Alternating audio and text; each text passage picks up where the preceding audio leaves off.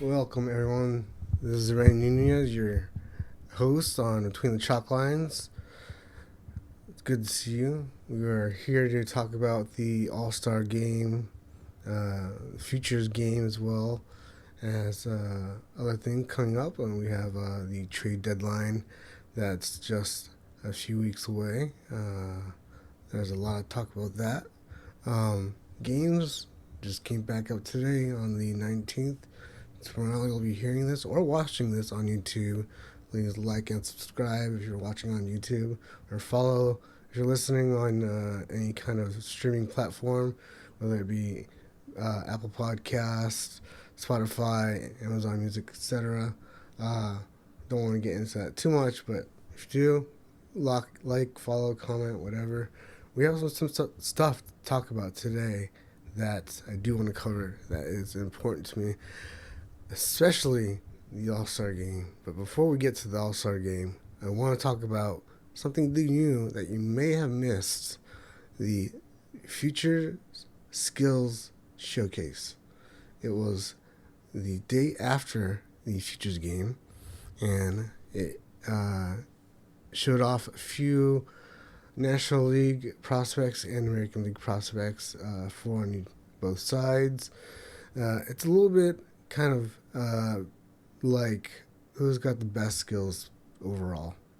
And I want to go through each one from top to bottom in order how they did it and tell you what I think of each one. First off, they started out with the hit it here. So you had two spots in the infield that were bunt zones, I guess you could say, for lack of better terms. And then you had two zones on the left and right fields that were on the basically down the line. So where you would hit it for a double or triple. And then two zones in the middle of the outfield that were kind of in the gap that were worth 4 points. So the gap were worth 4 points. Down the line worth 8 points each. And then on the bunt zones, you could get either 8, 16, or even 24 points, depending on where the ball landed. So I want to say that, I got Major League Baseball, great idea, great way to try and show off these skills that these kids have, hitting skills. I want to start off saying, I kind of missed I think you guys missed the mark where there were some possible pitching showcase abilities as well, like a strike zone. Hit the pane. If you've seen some old videos, there's some videos of pitchers hitting each corner of the zone, and then each top, bottom, left, right, in the middle. Hit the zones. That's an important part of baseball as well for pitchers. It's not all about hitting and base running. You got to hit the zone. Maybe some speed showcase as well for pitchers if you want to go that route. If you're really going the route now where your triple digits is kind of the bar, you're hitting 100 miles an hour is what you're looking for in a pitcher. You should throw that out there. See what pitchers sign up for the showcase there. And, I would say nastiest pitch. What pitch can you throw that has the most vertical drop or horizontal movement? Things like that. So I think you missed the mark possibly of adding pitchers to this whole Futures skill showcase. But like I said, hit it here. Those particular zones down the line, in the gap, and the bunt zones, it just became a big bunt kind of show because nobody was able to hit the down the line and in the gap zones except for a few exceptional hitters. And then going into the final round, which we'll get to, the leader was actually the person that got the most bunts Ballesteros, I believe was his name. Um, the second part of the showcase was call your shot. So basically, you're gonna hit it to left, center, right field. Calling your shot. Uh, Ground balls didn't count. I like that. So keep that if you're gonna continue doing this whole showcase thing. So you gotta call your shot. You got points that you hit it into that area, right, left, or center, and then you had to hit left, right, or whatever zone that you didn't hit it to after that, and then hit all three zones, and then after that you could hit into whatever zone you wanted to, and then continue to get more points. Nobody was really able to hit all three zones except for a couple of hitters. So I think that showed that, it is truly really, really hard to hit the ball where you want to, except for the exceptional few people that have true bat control and can put the ball where they want it. That's a good one, but it also hurt a lot of the guys that were there and participated. They weren't able to get points because they couldn't hit the ball where they wanted to. Maybe that's something that scouts in their own organization should look out for. And then finally, the last one was called Swing for the Fences. This turned out to be the Roman Anthony show in the end. Ballesteros, like I said, got a ton of points in the first part where he was just bunting, and it kind of honestly got boring. He ended up going into the third and final stage with like 50 points or 50 something points, leading by getting a bunch of bunts. I'm sorry, but that to me is just a little bit boring. And then Roman came up and just started crushing the ball. Roman Anthony, my God, I have not heard of this name until today, honestly. I'm sorry if I have never heard of Roman Anthony. Maybe it's a name that you should keep an eye on as well. But this kid can put the ball into the stands like no other. And truly, honestly, should be a name that I'll be looking out for in the future. He's just got that kind of power for Boston. They may not need him in majors for another couple of years, so we'll see what happens there as far as his, growth and where he moves ends up this year or next year. I can't recall if he was in Double A or High A. Sorry. I believe it was either High or Double A that he was in currently right now. So he does have at least a year to 2 years before you can reach major league level readiness, to be honest. And then the All-Star game. I, as well as another fan base, were a little bit disappointed. Don't know if it was a slight by Bruce Bochy, great manager. He's done great things for baseball, both in National League and American League. He just won the World Series with the Rangers last year, trying to get into the playoffs again this year. But when you get named to the All-Star roster, I think you should play in the All-Star game. Tyler Anderson, starting pitcher of the Angels, was the only representative for the team. Andres Munoz of the Mariners, relief pitcher, was the only representative of the Mariners. He came in for Logan Gilbert as a replacement. 2 pitchers. I know there's only 9 innings in a game usually, and in All-Star games, since it doesn't mean anything, you don't get home field advantage anymore. Rob Manfred probably would have called the game early, or the managers would have gotten together and said, hey, this game is kind of dragging on. Let's cut it in extra innings. So you have to kind of, I guess, me personally, manage each inning as it went, and put in each guy if you can. That's why they're there. They didn't fly out to Texas just to be bench warmers. That's what they ended up being. Munoz and Anderson ended up being bench warmers. Uh, and I feel like that's a disrespectful way to look at and act towards an all-star.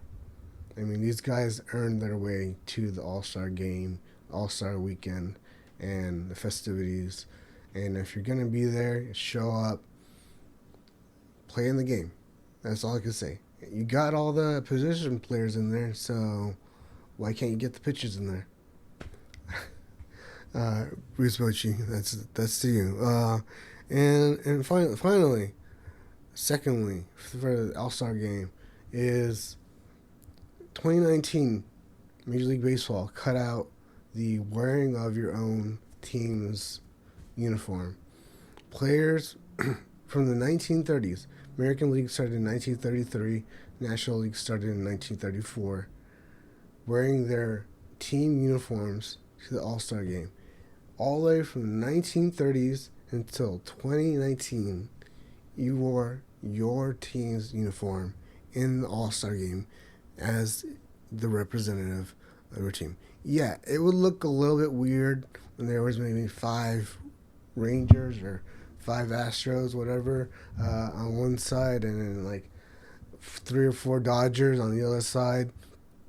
I get that. It looks a little bit odd, but don't water it down and kind of kill the meaning of becoming an all-star and just giving a bland, two-toned American League colored jersey and two-toned American League, National League colored jersey. I mean, it was just red team versus blue team. That's all it became this year. That's literally what you guys did. You had American League as a red, and then National League as a blue. And I didn't want to bring this up, but I'm going to anyways. The national anthem was a mess, Major League Baseball. That was a mistake that should never have happened ever at all at the All-Star game, the Home Run Derby. Home Run Derby, that national anthem rendition was the worst that I have ever heard in my entire life of ever going to any baseball game, watching any baseball game. Terrible, terrible, terrible. Miss Andress, you have some problems. You said you addressed that. Great. I hope you do, and I hope you come out better for it on the other side. Major League Baseball, that was you dropping the ball, literally. So, I don't know what to say, but maybe double check, have a backup. Besides that's really it. I covered the Futures game there. I just covered the Home Run Derby. Good job, Teoscar Hernandez, for winning that with the Dodgers. New format. It's got to be hard to adjust. I don't think you've ever participated in any other home run derbies, but congratulations on the new format, winning that, Teoscar. And obviously, congratulations, American League all the way. That's how I won it, 5-3. Sorry for the spoilers, but that game happened almost a week ago when you'll be listening to this or watching this podcast. Yeah, I think I covered it. Get all the players in there. Get those jerseys back. I want to see who's representing who. The name on the back is nice, but maybe not your casual watcher knows who that player represents. Having a patch is nice, but if you're wearing a New York Yankees pinstripe jersey out there in the outfield, they're going to know what team you're playing for. Or if it's on the front of your jersey, it says Yankees or if you're on the mound and you're throwing and it says Pirates or for Skeens, good job, Paul Skeens, by the way, for getting onto the NL roster and becoming the starter. That was great. That was good fun to watch. I'm just a little bit bummed out on, I don't want to say that. Can watch you pitch a little bit more. I can. I got MLB TV subscription and watch you anytime that you're pitching. So, good job getting there. And then I want to move on to something. Speaking of, Skeens and some of these other guys, MVP race. We're past midway point now in the season. National League, Shohei Ohtani, Bryce Harper, maybe Ellie De La Cruz, if you're trying to be nice. But really, it's between Shohei and Bryce. Bryce has got to get healthy. He's got to get on the field. He's got to get hitting again. And then he may be able to pull front ahead of Shohei Ohtani. But right now, Shohei Ohtani is running away with the MVP award and will become a back-to-back MVP award winner. AL last year, NL this year. Will we see it? Maybe. Probably, is my guess. Moving on to the American League, you got Aaron Judge, who just set a record a couple years ago with home runs and is on pace to do it again this year. He's going to break his own record that he set a couple years ago. He's going to hit 65-ish home runs. He's on pace, I think, to do that and possibly win the American League MVP as well. Behind him, his own teammate, Juan Soto, in outfield. And then I would say Gunnar Henderson is tied with Juan Soto. And again, being nice, Bobby Witt Jr. of the Kansas City Royals. You can't have just two or three people fighting for that award. Sometimes that's just the way it is. And I think in 2024, that's just the way it is in the National League. It's just Shohei and Bryce. So those two guys look unstoppable. And I don't know what you're going to do about it besides get better. American League, Aaron Judge, Gunnar Henderson, Juan Soto, maybe Bobby Witt Jr. Some of these guys are going to be joining clubs that only their name is in, like Aaron Judge. Trade market, obviously, some teams need players more than others, and some types of players more than others. Angels, I don't think the Angels are going to be holding on to Estevez and Anderson. I think Estevez had probably a good enough first half to become an all-star, but I'm not going to whine about that. Just going to say, Angels fans, don't be mad if in 2 weeks or a week and a half, Carlos Estevez and Tyler Anderson are gone. White Sox are in full send mode. Garrett Crochet is going to go to someone. Michael Kopech, he's going to go to someone. Luis Robert Jr. is going to go to someone. Tommy Pham is going to go to someone. So there's a lot of names there in Chicago, I think, that are going to end up somewhere else before the end of July. And same thing with Miami. Miami's got a huge name in Jazz Chisholm Jr., outfielder / infielder. So I think he's going to get traded. He may not bring in as much as the Raz did with the San Diego Padres trade, but I think he will bring in some names. Jack Flaherty, Tigers, Drake Skubal. Skubal can bring in a ton of names to Detroit, and I know a lot of people want to say, hey, we can build around Skubal. But hey, I don't think you have the players. This is my personal opinion again. I don't think Detroit has the players to really build a contender that will go deep into the playoffs, I should say. You might get into the playoffs. You might get to the first round. You might get a wild card. Don't think you'll win the World Series, but you want to get it all. Trade your best asset and get a handful of names. I don't think you're going to get Jackson Holiday and some other names from Baltimore. You might want to trade it to the Yankees. The Yankees might give up Spencer Jones, might give up Chase Hampton. So him, Jesse Winker, outfielder, Brent Rooker from the Athletics, outfielder, as well as Isaac Paredes, infielder, Luis Rengifo, Angels could possibly stay for the rest of this year and going into next year. Infielder who can also play the outfield a little bit, and then Justin Turner, your corner infielder, with just a rental. So if you just need a corner infielder rental, Justin Turner's your guy. And a ton of other names that I haven't even listed. Some names that I think are just kind of out there, and I don't think they're even possible trade bait. Those are kind of guys that I wouldn't list, like Max Scherzer of the Rangers. I don't think Scherzer would leave. He wouldn't waive his no trade clause.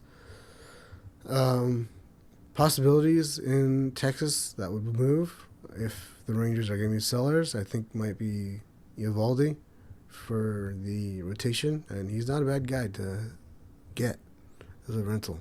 So, yeah, I mean, there's going to be a ton of names. I listed a bunch for you, and I think that's really it. I want to thank sponsor BreakerToolbox.com.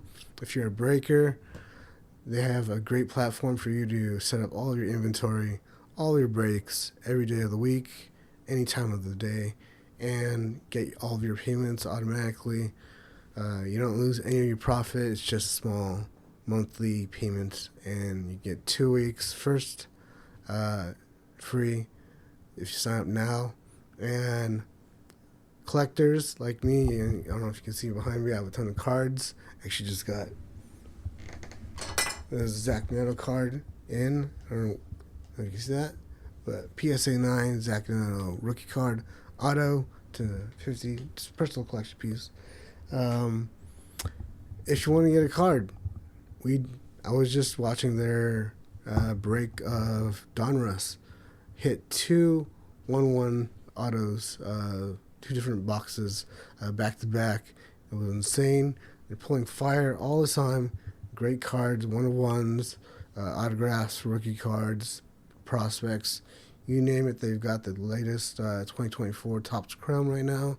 They'll be breaking this weekend and I believe tonight.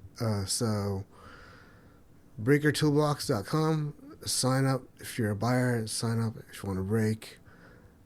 Check them out. All right, this is Ryan Nunez. Between the Chalk Lines podcast. All bits will talk all the time. We'll catch you next week.